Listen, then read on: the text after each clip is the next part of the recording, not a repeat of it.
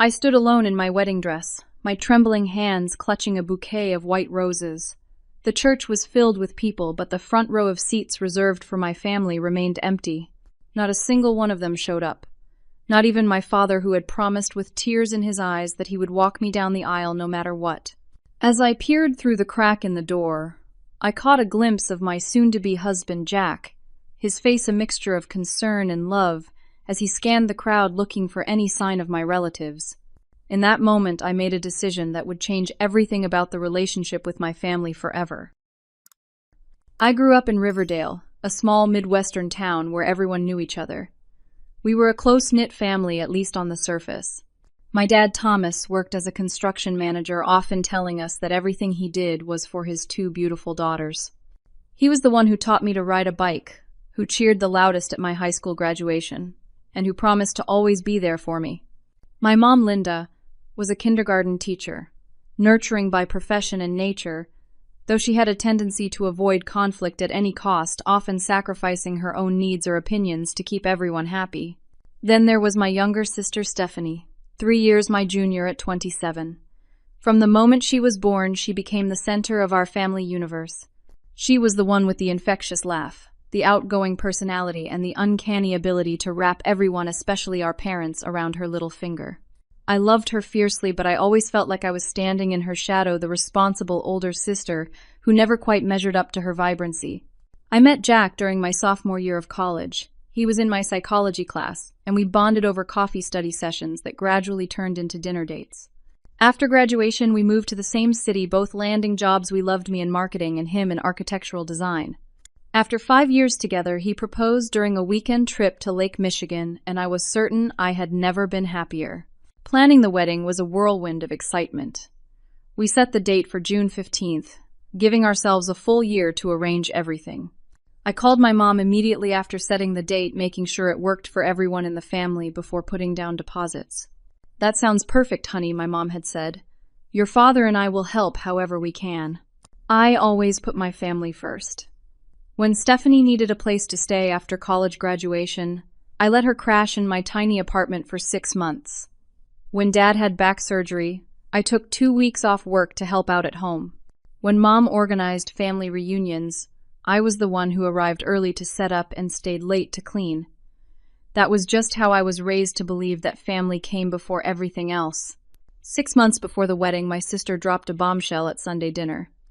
"I have some news," Stephanie announced, her face glowing as she held hands with her boyfriend Todd, whom she had only been dating for 3 months. "We're pregnant." The table erupted in celebration. Dad opened champagne for everyone except Stephanie, of course. Mom immediately started talking about nursery themes and baby names. No one seemed concerned about the hasty timeline or the fact that Todd and Stephanie barely knew each other. It was simply accepted as wonderful news. "I am so happy for you," I told my sister, sincerely hugging her tight. And I was. Despite the twinge of sadness I felt as my wedding suddenly became the second most exciting family event of the year. As the months passed, Stephanie's pregnancy dominated every family conversation. My wedding became an afterthought, a brief topic at the end of calls, after lengthy discussions about morning sickness, ultrasound appointments, and baby registry items. Still, I remained supportive, accompanying Stephanie to maternity shopping and helping her research childcare options even as my own wedding to-do list grew longer. "It will all balance out," Jack reassured me one night as I vented my frustrations. "Your family loves you. They're just excited about the baby right now." I nodded, wanting desperately to believe him. But a small voice inside me whispered that things had always been this way, that I had always been the one expected to understand, to give, to accommodate. I pushed that voice aside, focusing instead on the joy of marrying the man I loved. Jack's family was incredibly supportive throughout our wedding planning. His mom, Carol, called weekly to check in. His dad, Robert, offered to handle the rehearsal dinner entirely, and his sister, Amanda, flew in twice from Seattle just to help with dress fittings and venue visits. "You Williamsons know how to make a girl feel special," I told Jack after a particularly lovely dinner with his parents. "They adore you," he said. "Almost as much as I do." The contrast between our families grew more apparent as the wedding approached. My bridal shower, organized by Jack's mom and my maid of honor, Tara, was a beautiful afternoon tea at a local garden. My mother and sister arrived 45 minutes late, missing the opening toast and gift presentation. "Sorry we're late, my mom," said, kissing my cheek. "Stephanie wasn't feeling well, and you know how it is with the pregnancy." They left an hour early, too, citing Stephanie's exhaustion. As they were leaving, I overheard my mother telling Carol about all the cute baby clothes they had bought that morning. They had been late because of a shopping trip, not morning sickness. 2 months before the wedding, I met my dad for lunch, just the two of us. It had been his idea, which was unusual enough to make me both excited and nervous. "How are you holding up, Gracie girl?" he asked, using my childhood nickname. "Honestly, a little overwhelmed," I admitted. "There's still so much to do, and I feel like I'm doing most of it alone." He reached across the table and squeezed my hand. "I know we've been distracted with Stephanie's news. Your mom's first grandchild, you know how she gets." "I know, Dad, but I want you to know that your wedding day is special to me," he continued, his eyes serious. "And I promise you, come hell or high water, I will be there to walk you down that aisle. Nothing could keep me away from that." His words brought tears to my eyes. "Thank you, Daddy. That's what fathers do," he said simply. "We show up for our daughters." Those words would come back to haunt me later, but in that moment they were exactly what I needed to hear. I left lunch feeling reassured that despite everything, my father at least understood how important this day was to me. 2 weeks before the wedding, Mom insisted on a special family dinner. "One last time together before everything changes," she said. I assumed she meant before I became a married woman, but I soon discovered that wasn't what she meant at all. We were halfway through dessert when Stephanie cleared her throat, "So I have news about the baby." Everyone turned to her expectantly. "Todd and I have decided on a date for the baby shower," she announced. "We're having it on June 15th. The fork in my hand clattered onto my plate. June 15th. That's my wedding day. Stephanie had the grace to look slightly embarrassed, but she pushed on. "I know, but it's the only weekend that works for Todd's family. They're coming from California, and his sister can only get that weekend off work." "But it's my wedding day," I repeated, unable to process what was happening. "Honey," my mother began in her soothing voice, "is there any way you and Jack could move your date just by a week or two?" I stared at her in disbelief. "Mom, everything is booked and paid for. We have guests coming from out of state. We can't just change the date 2 weeks before." "Well, Stephanie can't change the baby's timeline," my father chimed in, "and the shower needs to happen before she gets too far along." "But why that exact day? Why not the day after or the weekend after?" I looked from face to face, seeking any sign of understanding. "It's complicated," Stephanie sighed, rubbing her belly, which had barely begun to show. "Todd's family has their annual reunion the next weekend, and the weekend after that is too close to my 3rd trimester for comfort. So, you're all going to miss my wedding?" I asked, my voice rising despite my best efforts to stay calm. "The wedding we've been planning for a year." An uncomfortable silence fell over the table. Finally, my mother spoke. "We're trying to figure out how to make both work. Maybe we could split up. Your father and I could go to different events, or perhaps attend your ceremony and then go to the shower." Her voice trailed off as she saw the expression on my face. I felt physically ill, like the ground was shifting beneath my feet. "I need some air," I said, standing abruptly. Jack, who had been silent throughout this exchange, stood with me. "Take your time," my father said, as if he was being generous. "We'll all figure this out together." Outside, I burst into tears while Jack held me. "They can't really be considering this," I sobbed. "They can't miss our wedding for a baby shower that could be held literally any other day. It's ridiculous." Jack agreed, anger evident in his voice. "Do you want me to go back in there and say something?" I shook my head. "No. This is something I need to handle with my family." After composing myself, I went back inside. "I understand that Stephanie's pregnancy is important," I said firmly. "But I'm only getting married once. I've spent a year planning this day. I cannot and will not change the date, and I expect my family to be there." The tension in the room was palpable, but no one explicitly said they wouldn't come. As we left that night, my stomach was in knots. For the first time, I found myself wondering if my family would actually choose a baby shower over my wedding day. The week before my wedding was supposed to be filled with last-minute details, final fittings, and the joy of anticipation. Instead, it became a series of increasingly painful conversations as I desperately tried to confirm whether my family would actually show up. I called my mother first, hoping for reassurance. "Mom, I need to know if you'll be at the wedding," I said directly. "Oh, Gracie," she sighed. "I'm in such a difficult position. Stephanie needs me for the shower, but of course, I want to be at your wedding too." "It shouldn't be a difficult position at all," I said, fighting to keep my voice steady. "I'm your daughter.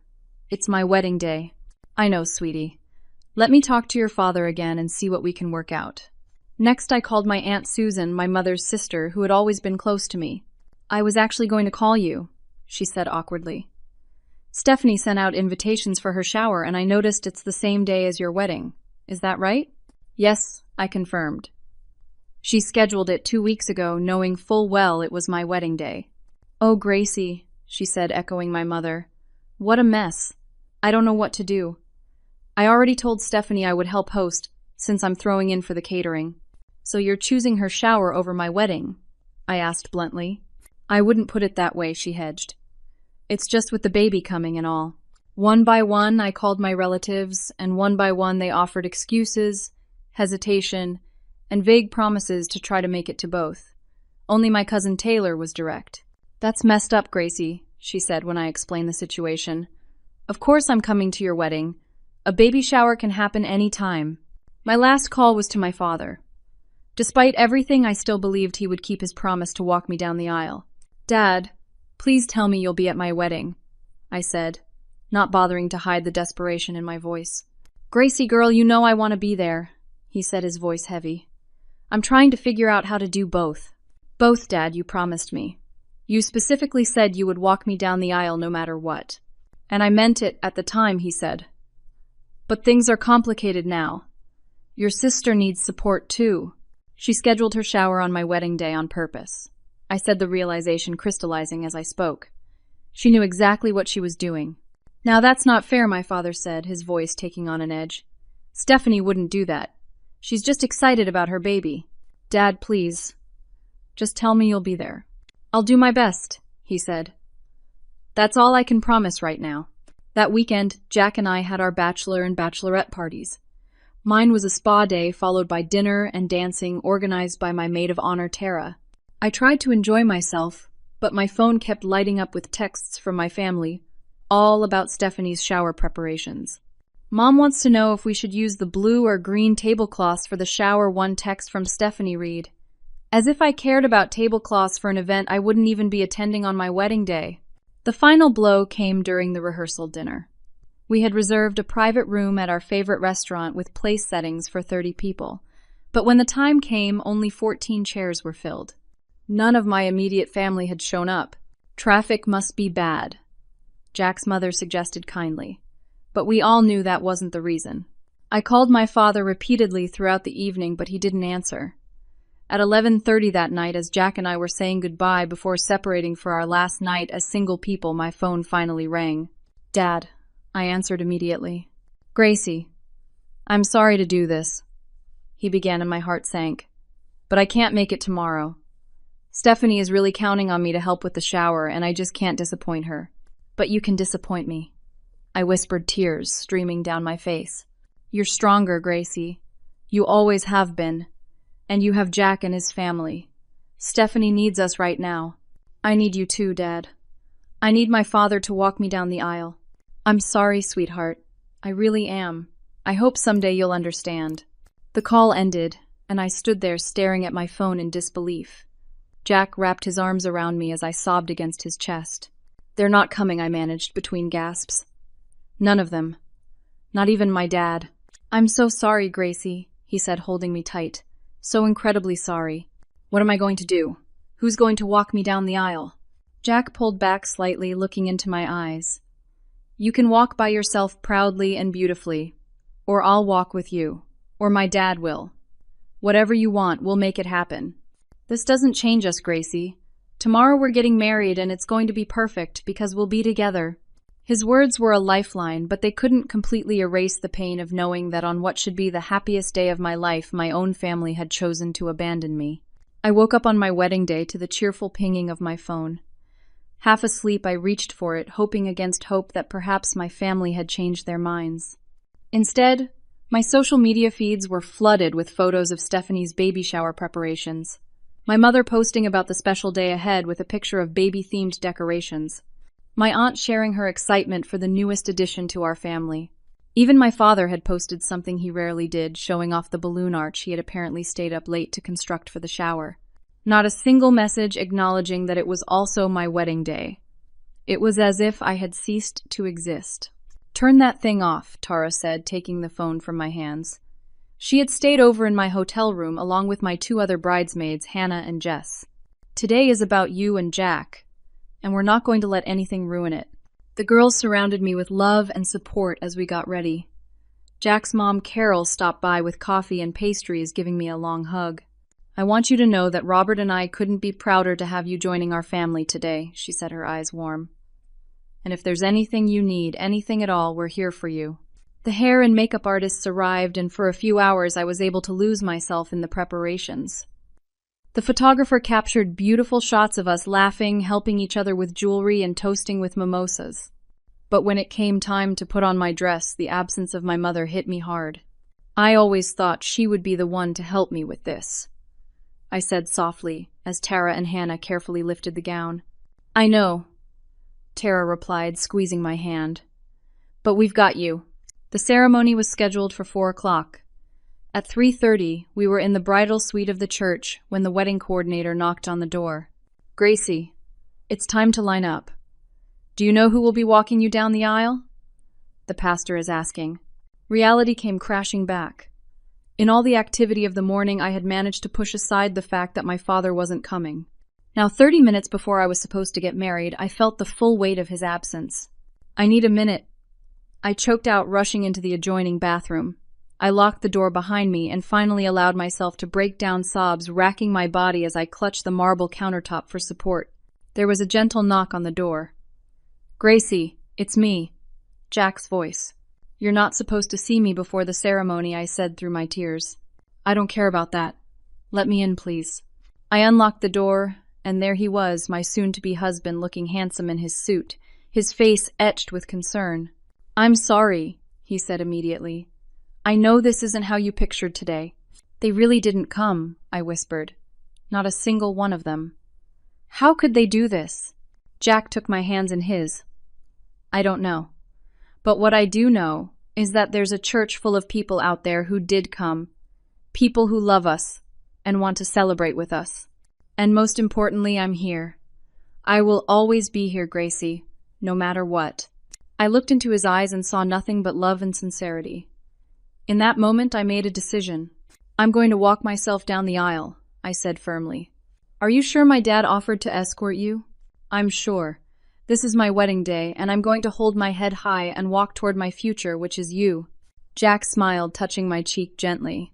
"That's my brave girl. I'll be waiting at the altar, counting every second until you're my wife."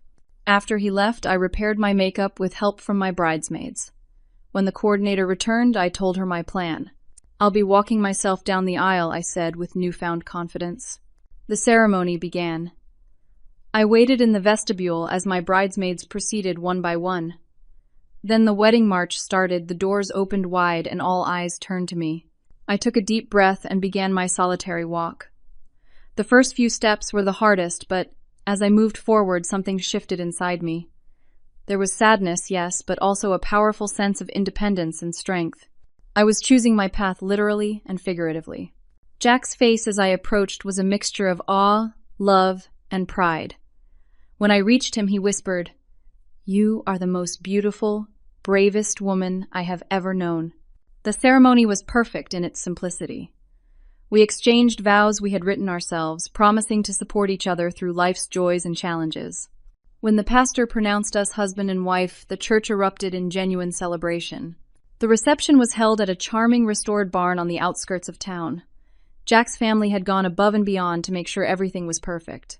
His father gave a touching toast, welcoming me to the family with open arms. Friends from every stage of our lives filled the dance floor. There was laughter, there were tears of joy, and there was so much love surrounding us that the absence of my family, while still painful, didn't define the day. Late that night, as Jack and I slow danced under twinkling lights, I realized something important. Family isn't just about blood relation. It's about who shows up for you, who celebrates your joys and comforts you in your sorrows. Looking around at the people who had come to witness our union, I felt incredibly blessed. Before we left the reception, I checked my phone one last time. No missed calls. No messages from my parents or sister. It was as if they existed in a parallel universe where this monumental day in my life simply hadn't happened. "Ready to go, Mrs. Bennet?" Jack asked, using my new married name for the first time. I slipped my phone into my purse and took his hand. "More than ready, Mr. Bennet."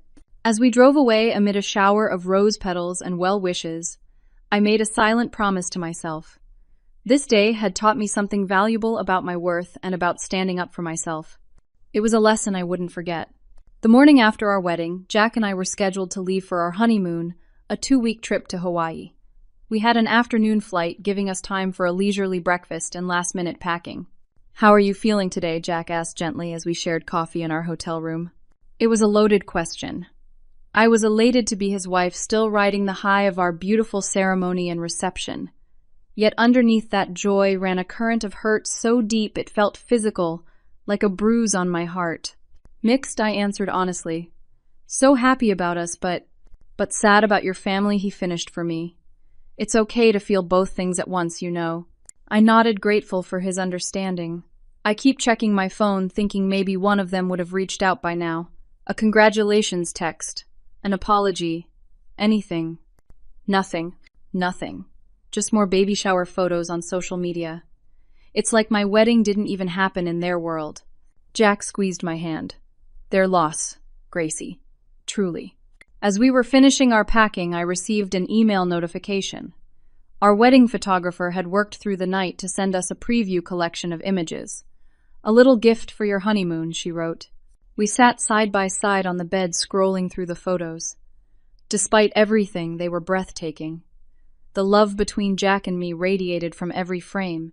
There were beautiful shots of our first dance, the cake cutting and candid moments with friends. Then I saw it. The photo that made my breath catch. It was me walking down the aisle alone. The photographer had captured the exact moment I had stepped through the church doors, my face a complex mixture of vulnerability and determination. You could see the empty front row of seats where my family should have been, but you could also see the straight set of my shoulders, the way I clutched my bouquet with purpose.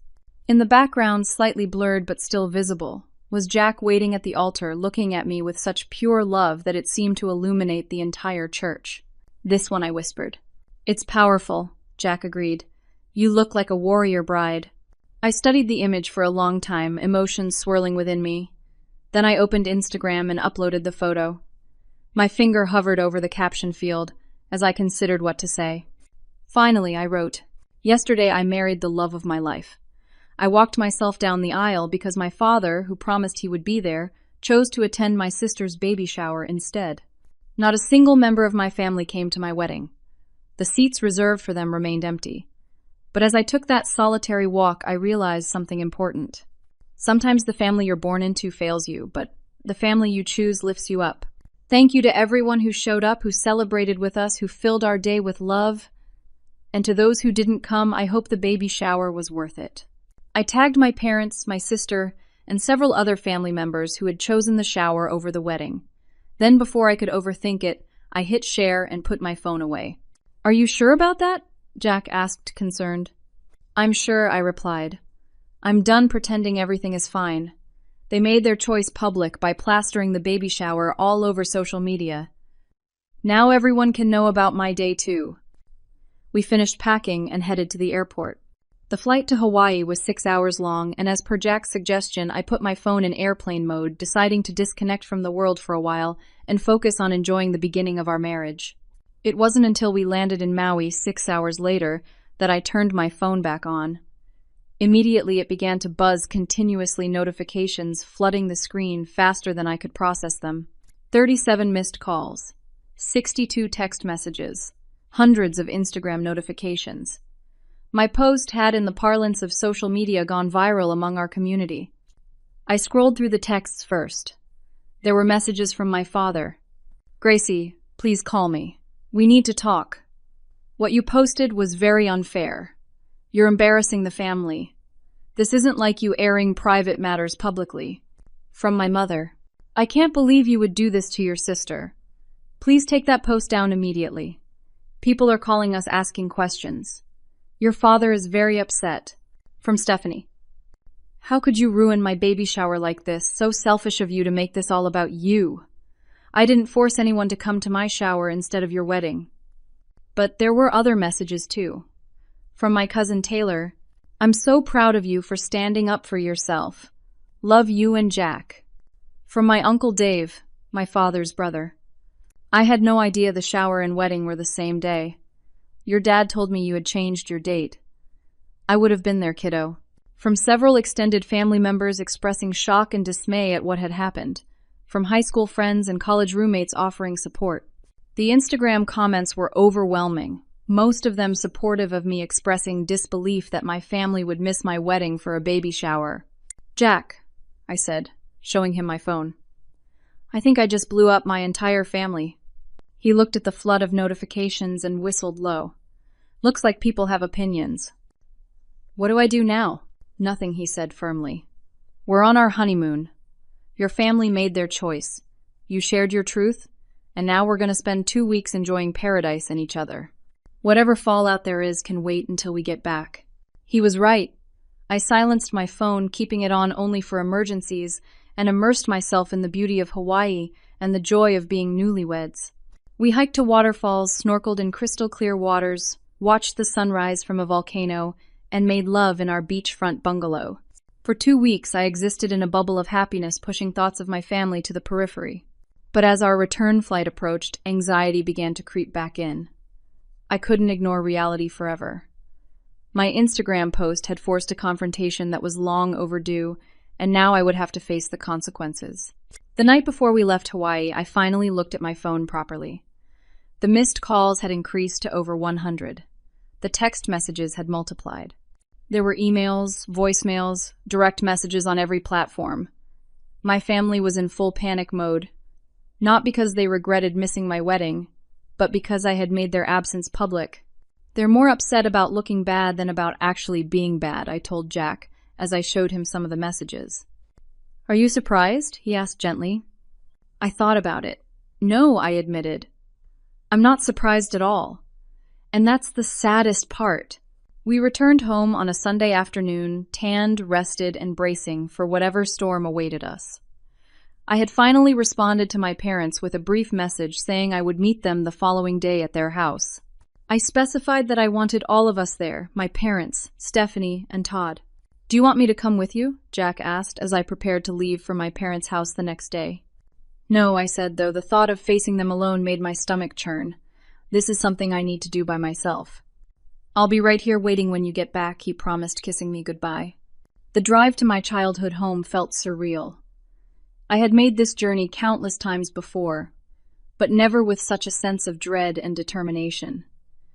As I pulled into the driveway, I noticed all the cars were already there. Everyone was waiting for me.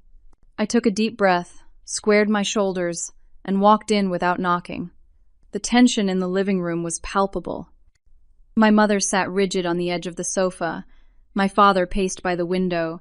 Stephanie was curled defensively in an armchair with Todd awkwardly perched on the arm beside her. Gracie? My mother began immediately, her voice high and tight. Thank goodness you're here. We've been so worried. Worried, I repeated, remaining standing. About what exactly? About you, of course, she said, as if it were obvious. That post the things people are saying, it's not like you to create such drama. I didn't create the drama, I said calmly. I just refused to hide it. My father stopped pacing to face me. Do you have any idea what you've done? People are calling us terrible parents. Your mother can barely show her face at work. The judgment from everyone. I simply told the truth, I interrupted. That not a single member of my immediate family attended my wedding because you all chose to go to a baby shower instead. Are you saying that's not what happened? You're twisting things. Stephanie interjected her hand protectively over her now visibly pregnant belly, making it sound like we deliberately tried to hurt you. Didn't you? I asked, looking directly at her. You scheduled your shower on my wedding day when you could have picked literally any other day. It was the only day that worked for everyone. She insisted the same excuse she'd been giving for weeks. Everyone except me, I pointed out. And apparently that didn't matter. Of course it mattered, my mother, said her voice pleading. We tried to find a solution that would work for everyone. No, you tried to find a solution that would work for Stephanie, I corrected her. You even asked me to move my wedding date 2 weeks before the ceremony. We were in an impossible position, my father said defensively. No, Dad, you weren't. You were in a very simple position. Your daughter was getting married. You promised to walk her down the aisle. Then you chose not to. There's nothing impossible about it. It was a choice. The room fell silent for a moment. Look, Todd spoke up, surprising everyone. I feel partially responsible here. If I had known this would cause such a rift, I would have insisted we pick another date for the shower. Stephanie shot him a look that could have frozen lava. It's not your fault, Todd, I said. You weren't the one making the decisions. Can we please just move forward? My mother pleaded. What's done is done. We can't change the past. You're right, we can't, I agreed. But before we can move forward, I need you all to understand something. I pulled out my phone and opened a recording app. I want to play you something. I pressed play, and the voice of my Aunt Susan filled the room. Gracie, I had no idea your wedding and the shower were the same day until it was too late. Your mother told me you were fine with it, that you had worked everything out as a family. I played another recording, this one from my father's cousin Jim Thomas told us you had postponed the wedding because of some issue with the venue. If I had known, I never would have missed it. One by one, I played recordings from relatives and family friends who had approached Jack's family at the reception, expressing confusion about why my immediate family wasn't there or who had contacted me after seeing my Instagram post. Each one revealed the same thing: my family had deliberately misled people about the situation. You didn't just miss my wedding, I said, as the last recording ended. You lied to everyone about why. You created a fiction where I was fine with all of this, where some of you even claimed my wedding date had changed. My mother had gone pale. My father couldn't meet my eyes. That's why people are angry, I continued. Not because I posted something dramatic on social media, but because the truth came out. You weren't in an impossible situation. You made a clear choice to prioritize Stephanie, as you always have, and then you lied to cover it up. That's not fair. Stephanie began, tears welling in her eyes. You've always been jealous of me, of the attention I get, and now you're trying to turn everyone against me during my pregnancy. This isn't about jealousy, I said firmly. This is about respect and being treated like I matter. For my entire life, I've adjusted my needs and wants to accommodate this family. I've been understanding, supportive, and patient. And the one single day that should have been about me, you couldn't give me that. We made a mistake, my father finally admitted, his voice breaking. A terrible mistake. Yes, you did, I agreed. And I'm not sure I can forgive it. At least not yet. What are you saying? My mother asked, her face stricken. I'm saying that from now on, things are going to be different. I'm not going to pretend everything is okay when it's not. I'm not going to accept being an afterthought in my own family. And I'm going to need time and space to decide what kind of relationship I want with all of you moving forward. But we're family, my mother protested. Family should lift each other up, not tear each other down, I said. Family should celebrate each other's important moments, not deliberately sabotage them. What you all did wasn't family behavior. I stood up, feeling surprisingly calm. I'm going home now to my husband. When you're ready to really talk about this, to acknowledge what happened and why it was wrong without excuses or deflection, then we can start to rebuild. Until then, I need some distance. Gracie, please, my father began, but I held up my hand. I've said what I came to say. Ball's in your court now. As I walked out the door, I heard my mother start to sob and Stephanie saying something in a heated voice. But I didn't turn back. For perhaps the first time in my life, I was putting myself first, and it felt both terrifying and necessary. Jack was waiting for me at home as promised. How did it go? He asked as I walked through the door. Honestly, better than I expected, I said. I said what I needed to say. I set boundaries. And now we wait to see if they can respect them. He pulled me into a hug. I'm so proud of you. That night as we lay in bed, I felt a strange sense of peace, The confrontation hadn't fixed everything, far from it.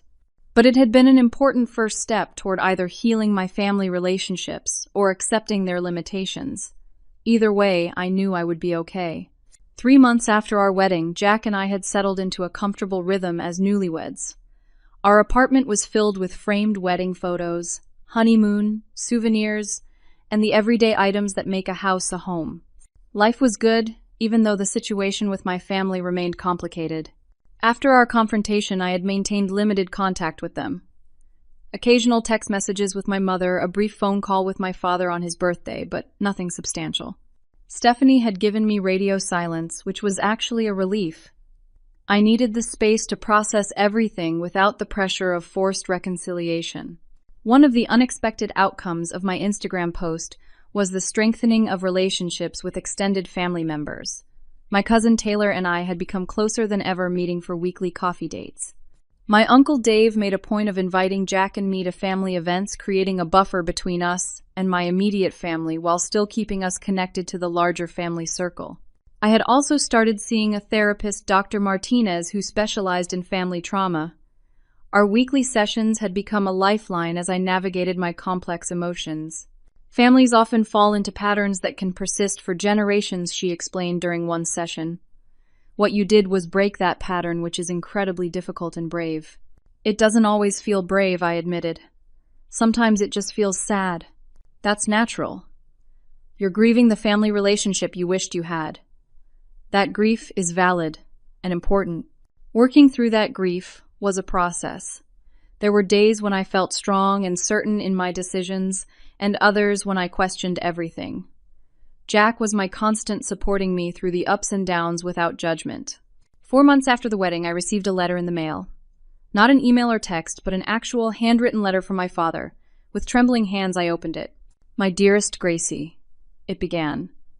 "I have started this letter 100 times searching for the right words. But perhaps there are no right words for how profoundly I have failed you. So I will simply speak from my heart. I was wrong. Completely, utterly wrong to miss your wedding. Wrong to break my promise to walk you down the aisle. Wrong to prioritize Stephanie's baby shower. Wrong to lie to family members about it. Just wrong in every way that a father can be wrong. There is no excuse I can offer that would justify my actions. I could tell you about how I've always struggled to balance attention between you and your sister. I could explain how your mother and I fell into the trap of giving more to the child who demanded more while taking for granted the one who seemed self-sufficient. I could talk about the pressure I felt from all sides. But none of that matters, because in the end I made a choice that hurt you deeply on what should have been one of the happiest days of your life. I saw the photo you posted. You walking alone down the aisle. My beautiful, strong, independent daughter taking that walk without her father by her side. The space where I should have been empty. It broke me, Gracie. As it should have. I don't expect forgiveness. I'm not sure I deserve it. But I want you to know that I am truly, deeply sorry. I am getting help to understand why I've made the choices I have as a father, and how I can do better if you ever give me the chance. I love you, Gracie girl. I have always loved you, even when my actions failed to show it. If you're willing, I would like to begin the long process of earning back your trust, at your pace, on your terms. With all my heart, Dad. Tears streamed down my face as I finished reading. It wasn't a perfect letter, but it was honest. And for the first time, my father was taking full responsibility without making excuses or trying to minimize what had happened. I showed the letter to Jack that evening. "What do you think?" I asked after he read it. "I think it's a start," he said carefully. "A genuine one. But it's up to you whether it's enough to begin rebuilding." I thought about it for several days before responding. Finally, I called my father. "I got your letter," I said, when he answered, his voice cautious and hopeful. "I meant every word," he replied. "I believe you," I said, "and I'm willing to try. Slowly, that's all I can ask for."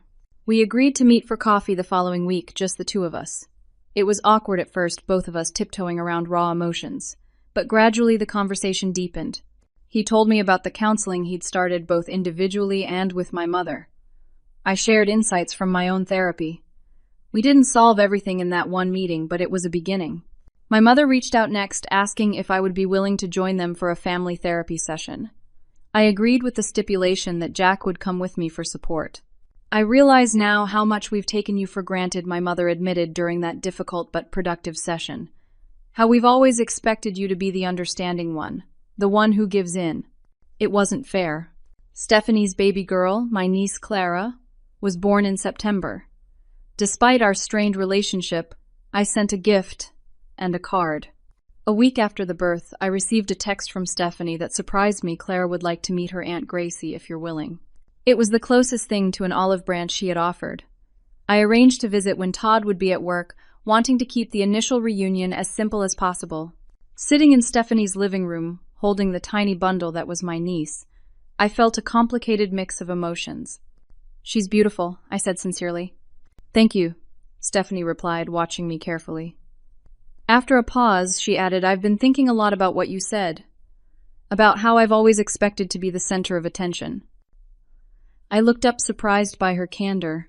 Having Clara has made me see things differently, she continued. I keep imagining her grown up and how devastated I would be if someone hurt her the way we hurt you. I don't want to teach her that it's okay to treat people that way, especially family. It wasn't a direct apology, but from Stephanie it was significant. I appreciate that, I said. She's lucky to have a mom who wants to learn and grow. I am sorry, Gracie, she said, finally, her voice small. About the wedding. About everything. I nodded, not quite ready to say I forgive you, but acknowledging her apology. One step at a time, I said, and she seemed to understand. 6 months after our wedding, my parents invited Jack and me to dinner. It was the first time all of us would be together since our confrontation. I was nervous, but Jack squeezed my hand reassuringly as we knocked on the door. My father opened it, his face lighting up when he saw us. Come in, he said warmly. The dinner was not perfect. There were moments of tension, old patterns threatening to resurface. But there was also laughter, genuine conversation, and most importantly, respect. My parents made a visible effort to ask about our lives, to listen without interrupting, to acknowledge our feelings. After dessert, my father clinked his glass and stood up. I'd like to make a toast, he said, his voice slightly shaky. To Gracie and Jack. I wasn't there on your wedding day, a failure that will haunt me forever. But I want you both to know that I see your marriage. I honor it, and I promise to support it in every way I can from this day forward. Better late than never, I hope. Tears welled in my eyes as I raised my glass. To second chances, I said. Over the next few months, our family slowly knit itself back together. Not into the same pattern as before, but into something new, something healthier. My parents continued their therapy. I maintained my boundaries. Stephanie and I developed a different kind of relationship, less competitive and more supportive. For our 1-year anniversary, Jack and I planned a quiet dinner at our favorite restaurant. But when we arrived, we were led to a private room where a surprise awaited us. Our friends were there, Jack's family, and to my amazement, my family too. The room was decorated like a miniature wedding reception, complete with a small tiered cake. What is all this? I asked, turning to Jack. Don't look at me, he said, smiling. This was their idea. My father stepped forward. We can't undo the past, he said. We can't give you back your wedding day, but we can celebrate your marriage now, all of us together.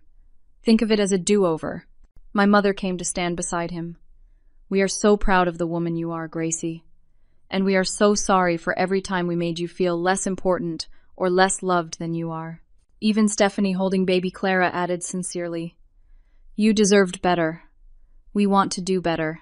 As Jack and I cut the anniversary cake, surrounded by the people who loved us, I reflected on the journey of the past year. It had been painful, messy, and difficult, but it had also been transformative. I had learned that standing up for yourself isn't selfish, it's necessary. That true family supports and celebrates you, even when it's inconvenient. That forgiveness doesn't mean forgetting, but it can mean moving forward.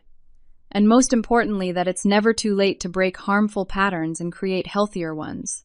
As I looked around the room at the family I was born into, and the family I had chosen, I felt a sense of peace. The empty chairs at my wedding had taught me one of life's most valuable lessons. Sometimes the hardest paths lead to the most beautiful destinations. Have you ever had to stand up for yourself with family members, even when it was painful? I'd love to hear about your experiences in the comments. If this story resonated with you, please like, subscribe, and share it with someone who might need to hear it. Thank you for listening to my journey, and I wish you the courage to always honor your own worth, even when it's difficult.